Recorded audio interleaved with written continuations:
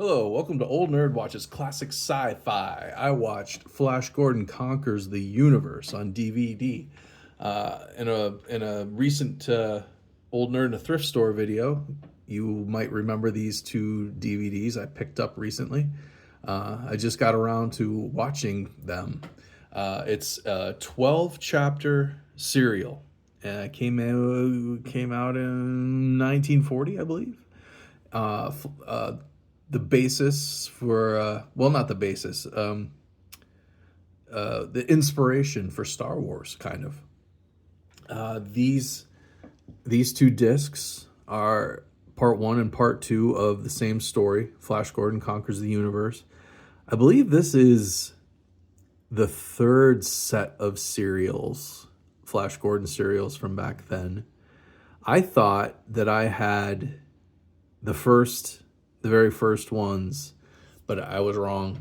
Talking to Jonesy, who was watching these on streaming, he was actually watching the first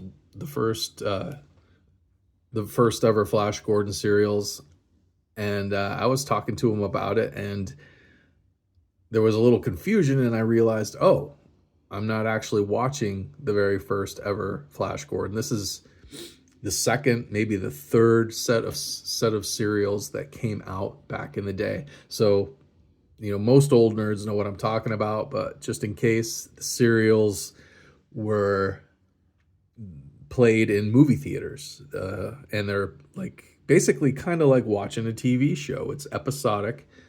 They came out serially, so they're called serials. 1 week you'd get episode one, and they're about 15 to 20 minutes long each episode. So 1 week you'd go to the movie theater, and there'd be Flash Gordon Conquers the Universe, chapter one.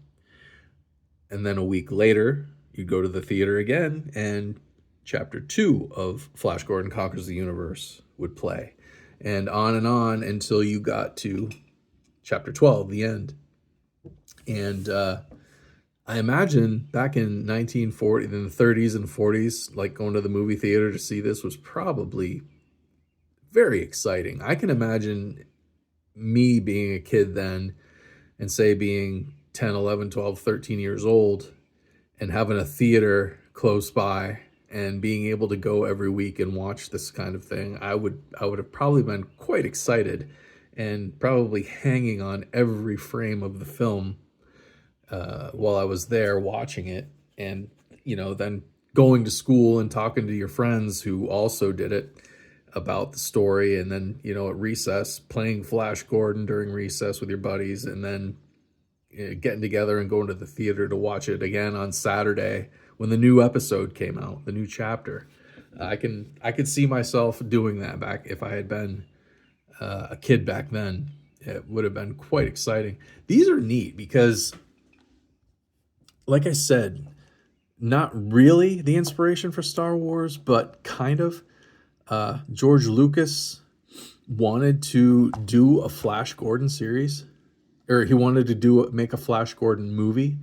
Couldn't get the rights, so made Star Wars instead. I think. I'm pretty sure that's the story. But watching this, you can see a lot of Star Wars in it. From some of the sets that they used in filming this.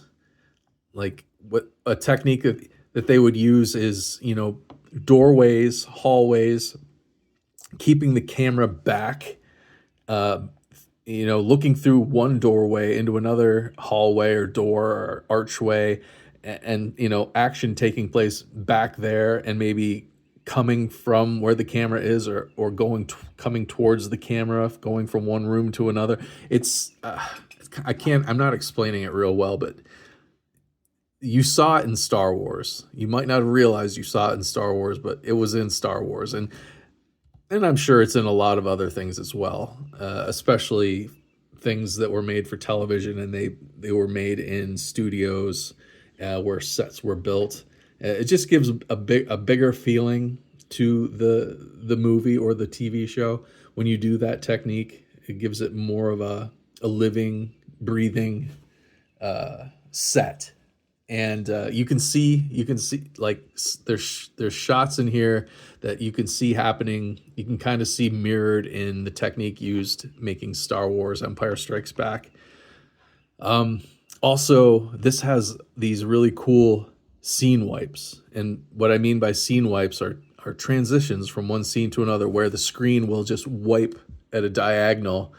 One scene ends, and then this there's a diagonal wipe, or sometimes for Flash Gordon they did like a lightning bolt wipe, and you'd go from one scene to the next with these wipes. That was something Star Wars did, where they did the side swipe or the up swipe to go from one scene to another. You'll definitely notice that if you're a Star Wars fan while you're watching this Flash Gordon. So you can see some of the inspiration that George Lucas took from this and put into Star Wars for sure. And not to mention just, the hero Flash Gordon, uh, taking on a big bad universal threat, in this case Ming the Merciless. Um, this was a lot of fun. You can see, to me, this was almost like watching Star Trek, or not Star Trek, Doctor Who. This kind of reminded me of watching Doctor Who. I'm a big fan of the Tom Baker years of Doctor Who, and like they did all that, all the filming of Doctor Who was done like in BBC studios. So all the sets and props were hand built on the cheap.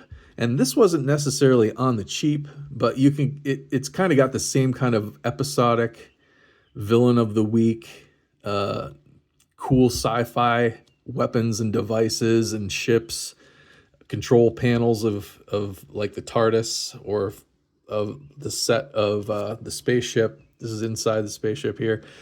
You can kind of get a Doctor Who vibe from this, I think.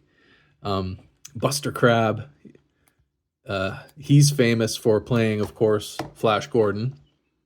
He also played Tarzan, and he also played Buck Rogers back in the 30s and 40s. He was like an Olympic level swimmer, I guess. He was quite the physical specimen, you might say. Um, but he played all three of those characters. I think he's the only actor that's ever done that. Lived into his 70s, and not just a couple years ago, I watched the Buck Rogers series from the 1970s into the early 80s. It was only two seasons. I think it came out in 70, 79, and then maybe the second season was in 1980. I can't remember exactly, but I think it's season one, Buster Crabbe is a guest star. He's an old man, but he's a star pilot, and him and Buck Rogers go out on a mission together in their ships. It's pretty cool that Buster Crabbe hung around. Now, it wasn't too many years after that he passed away. He had a heart attack and died. But even at 70 years old, in that episode of Buck Rogers from what, 1979, he looked like quite the man. Like probably crushing beer cans one handed and doing one armed pull ups and push ups still. So that was pretty cool. This is fun. It's not for everybody. Of course, younger me seeing this on television would have just scoffed at it because because of the special effects and the hokiness of it. But old nerd me watching it now, it's very nostalgic. It's very quaint.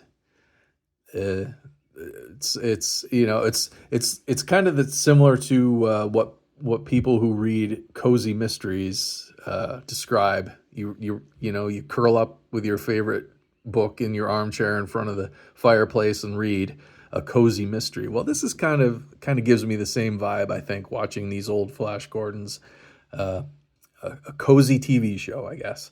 So these Alpha Video DVDs, they aren't the best transfer. It would be nice to have a fixed picture and sound disc. And I'm not sure if they exist or not. I don't know if it's been done. I would think it has been, but I haven't ever seen a Blu-ray or a DVD of like Flash Gordon upgraded picture and sound. It would be nice because it's kind of hard to understand some of the dialogue in these alpha video releases because they're just taken right from older film reels or videotapes of these shows, and so the quality isn't real good. So it'd be nice if somebody would fix these up and put them out uh, in a nice collection of all the Flash Gordons all fixed up digitally, sound and picture wise. I would pick that up, I think. But for now, these are what I've got. If I come across any of the other serials, I will probably pick them up and check them out. Jonesy says that you can watch them streaming someplace. I'm sure you could probably find them here on YouTube. But until I find them on DVD, I'll probably just wait. But anyway, if somebody out there knows that there's a nice updated version of this out in the out for sale someplace, please let me know. I'd like to get my hands on it. Comment down below with where I can do that. Otherwise, like, share, and subscribe. Stick around for more comic book and film type videos, and I'll see you next time.